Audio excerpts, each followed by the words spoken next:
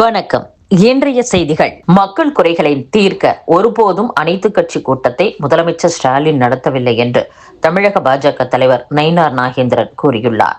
ஆனால் தற்போது மட்டும் அனைத்து கட்சி கூட்டத்தை நடத்துவது மக்களை மடைமாற்ற நடத்தப்படும் மற்றொரு திசை திருப்பும் நாடகம். பல்லாண்டுகளாக வாக்காளர் பட்டியல் சிறப்பு சீர்திருத்தம் நடைபெறுகிறது. ஆனால் ஏதோ அந்நியமானது போல பிரதானமாக திமுக காட்சிப்படுத்துகிறது. தமிழகத்தில் மழை பாதிப்பு, ஊழல், விவசாயிகள் படும் துயரம் ஆகியவற்றை மறைத்து குளிர்காய முயற்சிப்பது இனியும் செல்லாது.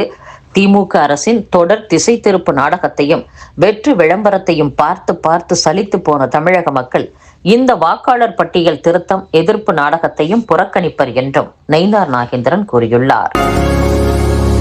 குஜராத் மாநிலம் ஓகா நிலையத்திலிருந்து மதுரைக்கு வாராந்திர சிறப்பு ரயில்கள் இன்று முதல் இயக்கப்பட உள்ளதாக தெற்கு ரயில்வே அறிவித்துள்ளது. நவம்பர் 3, 10, 17, 24 ஆகிய தேதிகளில் குஜராத் மாநிலம் ஓகாவில் இருந்து இரவு 11 மணிக்கு புறப்படும் வாராந்திர விரைவு ரயில் நவம்பர் 6, 13, 20, 27 ஆகிய தேதிகளில் மதுரை நிலையத்தை வந்தடையும் என்றும் தெரிவிக்கப்பட்டுள்ளது. தமிழகத்தில் இன்று முதல் நவம்பர் 8ஆம் தேதி வரை ஓரிரு இடங்களில் இடி மின்னலுடன் கூடிய லேசானது முதல் மிதமான மழை பெய்யக்கூடும் என்றும், சென்னை மற்றும் புறநகர் பகுதிகளில் இன்று வானம் ஓரளவு மேகமூட்டத்துடன் காணப்படும். நகரின் ஒரு சில பகுதிகளில் லேசான மழை பெய்ய வாய்ப்புள்ளது என்றும் வானிலை ஆய்வு மையம் அறிவித்துள்ளது. கோவிலில் சுவாமி தரிசனம் செய்வதற்காக குடியரசு துணைத் தலைவர் CP ராதாகிருஷ்ணன் நாளை மீண்டும் கோவைக்கு வருகிறார். திருவனந்தபுரத்திலிருந்து செவ்வாய்க்கிழமை மாலை 5:05 தனி விமானத்தில் புறப்பட்டு மாலை 5:55 கோவை விமான நிலையத்தை வந்தடைகிறார். அவருக்கு அரசியல் கட்சி தலைவர்கள் மற்றும் அரசு உயர் அதிகாரிகள் வரவேற்பு அளிக்க உள்ளனர். தோல்வி பயத்தில் உள்ள கட்சிகள் மட்டுமே வாக்காளர் பட்டியல் சிறப்பு தீவிர திருத்த கூட்டத்தில் கலந்து கொண்டுள்ளதாக பாஜக மாநில தலைவர் நயினார் நாகேந்திரன் கூறியுள்ளார். சபரிமலை மண்டல பூஜையை ஒட்டி சென்னை எழும்பூர் சென்ட்ரல் ரயில் நிலையங்களில் இருந்து கொல்லத்திற்கு சிறப்பு ரயில்கள் இயக்கப்பட உள்ளதாக தெற்கு ரயில்வே தெரிவித்துள்ளது. நவம்பர் 14ஆம் தேதி முதல் ஜனவரி 16ஆம் தேதி வரை 2 மாதங்களுக்கு வாராந்திர சிறப்பு ரயில் இயக்கப்படும் என்றும் தெரிவிக்கப்பட்டுள்ளது. துணை முதல்வர் உதயநிதிக்கே வாக்காளர் பட்டியல் சிறப்பு தீவிர திருத்தத்தின் பொருள் சரியாக தெரியவில்லை என்று தமிழக பாஜக முன்னாள் தலைவர் டாக்டர் தமிழிசை சவுந்தரராஜன் விமர்சித்துள்ளார். தேர்தல் ஆணையம் நடத்தி வரும் SIR ஸ்பெஷல் இன்டென்சிவ் ரிவிஷன் என்ற செயல்முறையை தமிழக துணை முதல்வர் உதயநிதி ஸ்பெஷல் இன்டென்சிவ் ரெஜிஸ்ட்ரேஷன் என தவறாக குறிப்பிடுகிறார்.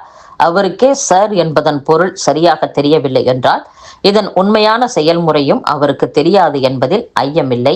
இருந்தாலும் இதை அரசியல் காரணங்களுக்காக எதிர்க்கின்றார் என்றும், இந்த சார் செயல்முறை தமிழகத்தில் மட்டுமல்ல மொத்தம் 12 மாநிலங்களில் நடைபெறுகிறது.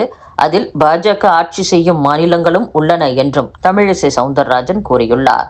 ஆனால் திமுகவுக்கு இந்த வாக்காளர் பட்டியல் சுத்திகரிப்பு செயல்முறை பிடிக்கவில்லை. ஏனெனில் அவர்கள் எப்போதும் தவறான வாக்காளர் பட்டியல் முறைகேடுகளால் வெற்றி பெறும் கட்சி.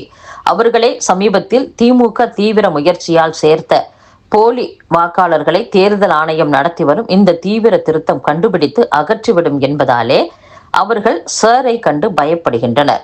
திமுக இந்த அரசியலமைப்பு சார்ந்த சட்டப்பூர்வ செயல்முறையை குழப்ப வேண்டாம். திமுக கூட்டணி கட்சிகள் நடத்தும் சர்வ கட்சி கூட்டம் என்ற பெயரில் அரசியல் நாடகம் நடக்கிறது.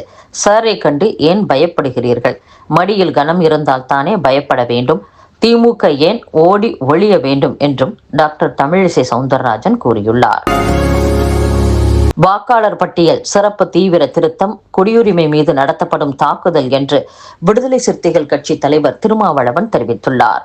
இது குறித்து பேசிய வைகோ, ஜனநாயகத்தின் ஆணிவேரை அழிக்க மத்திய அரசு முயற்சிக்கிறது என்றும், இதற்கு தேர்தல் ஆணையம் துணை போகிறது. தமிழகத்தில் தற்போதுள்ள வெளிமாநிலத்தவர்கள் தமிழகத்தின் வாக்காளர் பட்டியலில் பெயர் சேர்த்து வாக்களிக்கும் நிலை உருவாகலாம். வெளிமாநிலத்தவரை தமிழ்நாடு வாக்காளர் பட்டியலில் சேர்க்கும் பணிகளை முறியடிக்க வேண்டிய பொறுப்பு நமக்கு உள்ளது. திமுகவின் நிலைப்பாட்டிற்கு உறுதுணையாக இருந்து செயல்பட வேண்டியது நமது கடமை என்றும் வைகோ குறிப்பிட்டுள்ளார். இத்துடன் செய்திகள் நிறைவடைகின்றன. மீண்டும் நாளை சந்திப்போம். வணக்கம்.